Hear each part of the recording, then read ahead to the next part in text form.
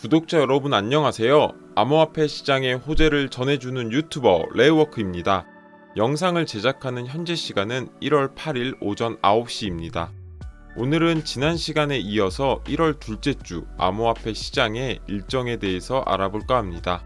궁금하시죠? 영상 바로 시작합니다.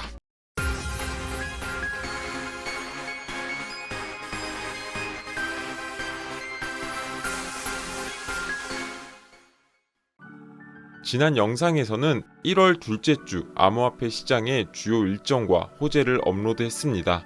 리플과 플레어, 왁스 등을 보유하신 분들이라면 우측 상단의 카드를 눌러서 영상을 꼭 보시기를 추천드립니다. 오늘도 지난 시간에 이어서 1월 둘째 주 암호화폐 시장의 주요 일정과 호재 2탄을 소개해드리고자 합니다. 처음으로 소개할 코인은 셀로입니다. 셀로는 이메일 주소와 전화번호를 퍼블릭키로 사용해서 금융 시스템에 접근할 수 있도록 고안된 오픈 플랫폼입니다.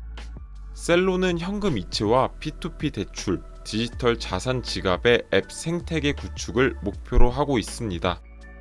또한 셀로는 블록체인 기술을 기반으로 모바일 앱처럼 간단하고 편리하게 사용할 수 있는 금융 서비스를 제공하고 있습니다.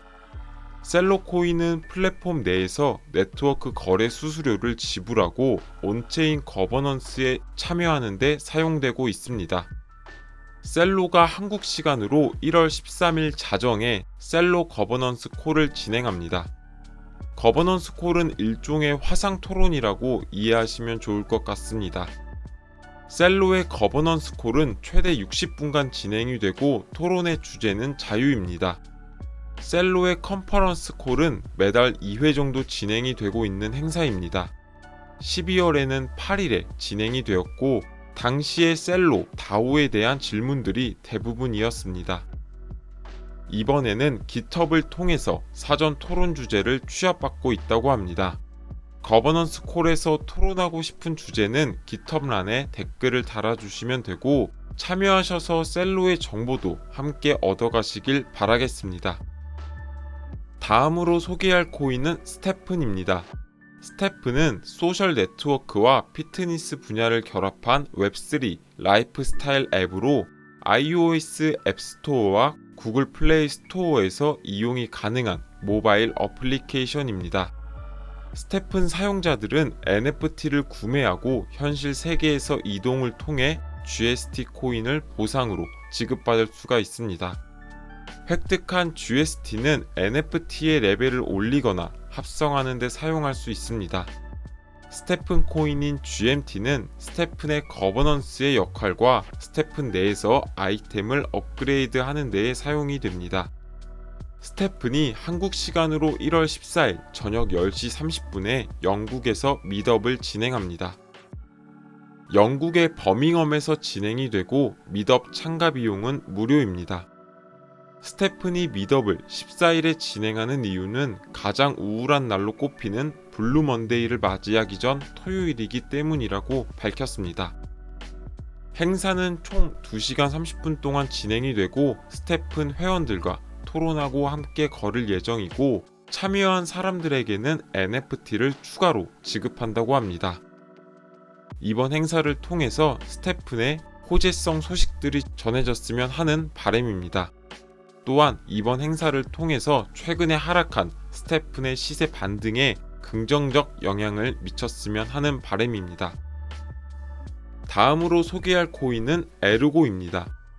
에르고는 2019년에 출시된 코인으로 출시 당시 팀 구성원이나 벤처 자본가에게 토큰을 할당하지 않고 시작한 코인입니다. 그만큼 공정성에 초점을 두었고 에르고는 유연하고 강력한 영지식 증명 프로토콜로 구축되어 새로운 금융 상호작용 모델을 가능하게 하는 차세대 작업 증명 스마트 계약 플랫폼입니다. 에르고가 23년에 채굴을 통해서 얻을 수 있는 보상에 대한 변경 소식을 알렸습니다. 보상의 변경은 중요한 내용이기 때문에 상세 내용을 함께 살펴보도록 하겠습니다.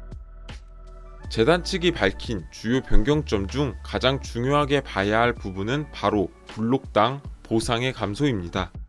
22년 1월 에르고는 블록당 67.5개의 보상을 지급했습니다. 그러나 23년 1월부터는 블록당 42개의 에르고를 보상으로 받게 될 예정입니다. 이는 약 48%의 보상이 감소되는 반감기를 경험하는 것과도 같습니다. 이로써 에르고는 매도 압력의 저하를 가져올 뿐만 아니라 시장의 수요 증가로 인한 시세의 상승을 가져올 수 있을 것으로 예상됩니다. 그리고 최근 반감기로 인한 시세의 상승을 이끌었던 코인이 있었습니다. 바로 라이트코인입니다. 라이트코인은 최근 하락장으로 인한 어려움 속에서도 유일하게 82%라는 상승을 이끌어낸 코인입니다. 라이트코인의 반감기는 23년 8월 3일로 예정이 되어 있습니다. 아직 반감기가 진행되지 않았음에도 반감기 기대감으로 크게 상승하고 있는 상태입니다. 에르고 또한 블록 보상의 감소가 진행되었기에 라이트코인처럼 시세의 상승을 기대해 볼 수 있을 것 같습니다. 이어서 에르고의 연도별 블록 보상을 살펴보겠습니다. 회색란이 블록 보상을 나타내주고 있는 그래프이고 계단식으로 점점 하락하고 있는 모습을 볼 수가 있습니다. 22년 1월 67.5개, 23년 1월 42개, 24년 1월은 33개로 점점 줄어들고 있는 것을 볼 수가 있습니다. 그리고 빨간색 라인은 전체 공급량을 나타내는데 보시면 공급량이 점점 완화되는 것을 확인할 수가 있습니다. 이는 인플레이션의 감소와 더불어 에르고의 가치를 더욱더 상승시켜 줄 수 있을 것으로 보여집니다. 이번 반감기를 통해 에르고의 시세 반등에 긍정적인 영향을 미쳤으면 하는 바람입니다. 다음으로 소개할 코인은 플로키 이누입니다. 플로키 이누는 도지코인의 경쟁 밈코인으로 출시된 코인입니다. P2E 메타버스 프로젝트인 바알라를 주축으로 다양한 NFT를 발매하고 운영하고 있습니다. 플로키 이누는 21년 4월 일론 머스크가 트위터를 통해 플로키라는 언급을 하자 크게 상승한 코인이기도 합니다.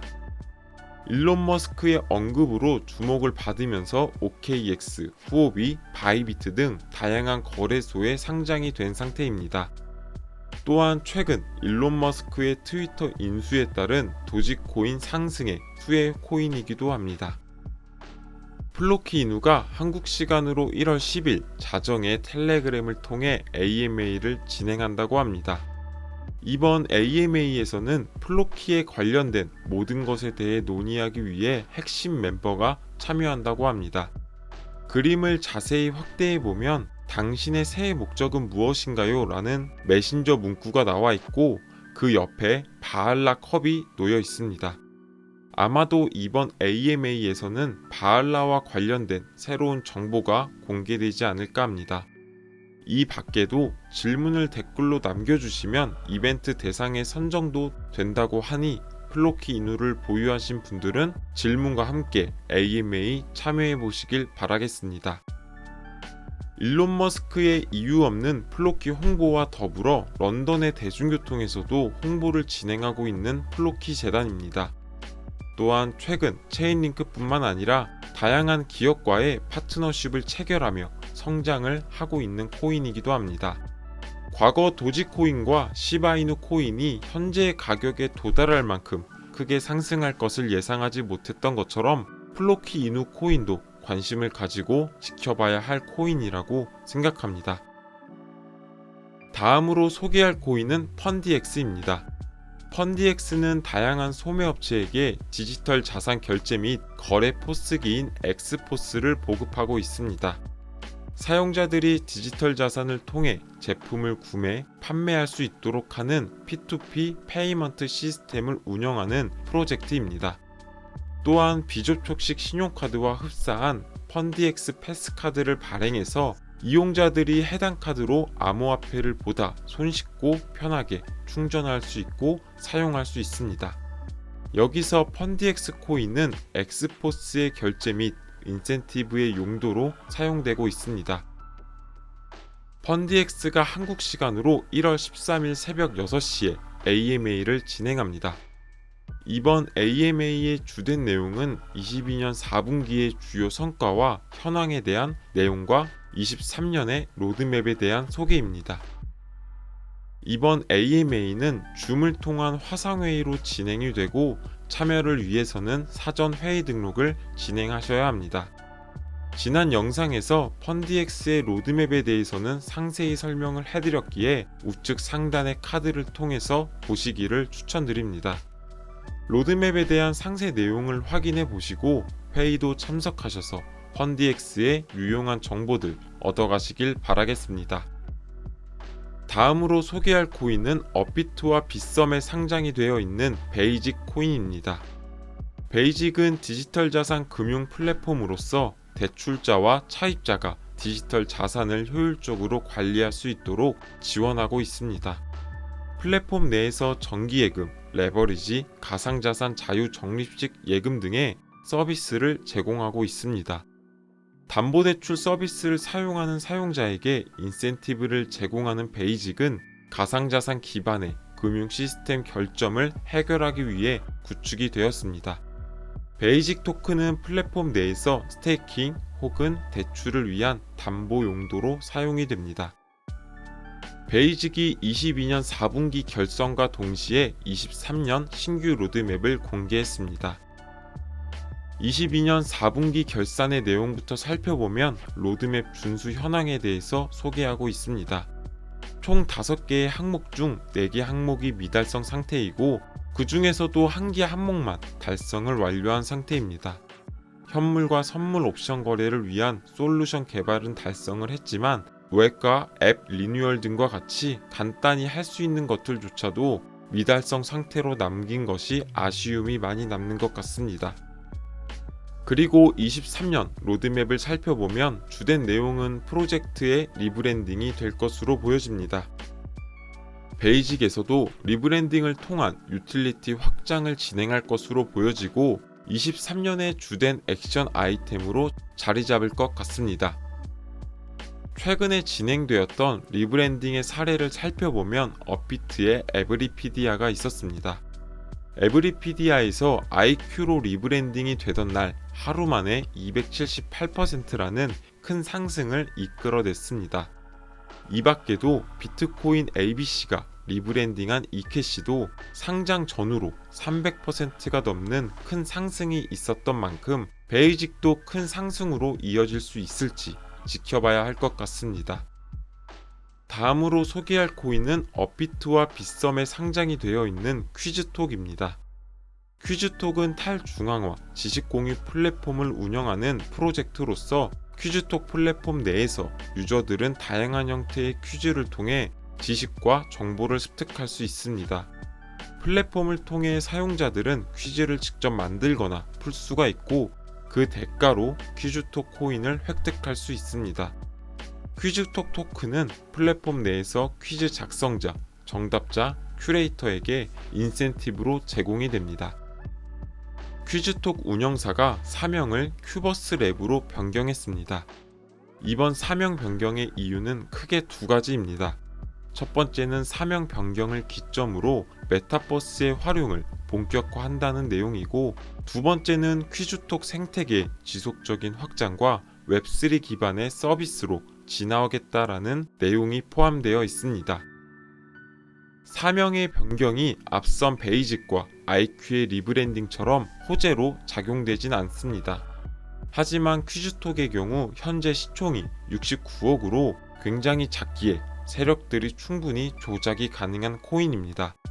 사명 변경이라는 이유를 토대로 펌핑을 시킬 수 있는 요소가 있기 때문에 이 점도 참고하셔서 퀴즈톡을 보유하신 분들은 세력들의 매집이 발생하는지 거래량의 변화를 관찰해 보시면 좋을 것 같습니다. 오늘의 영상은 여기까지입니다. 투자에 있어서 큰 도움이 되셨으면 좋겠습니다. 해당 영상이 도움이 되셨다면 구독과 좋아요 버튼을 눌러주시고 다음 코인 분석 때 뵙도록 하겠습니다. 시청해 주셔서 감사합니다.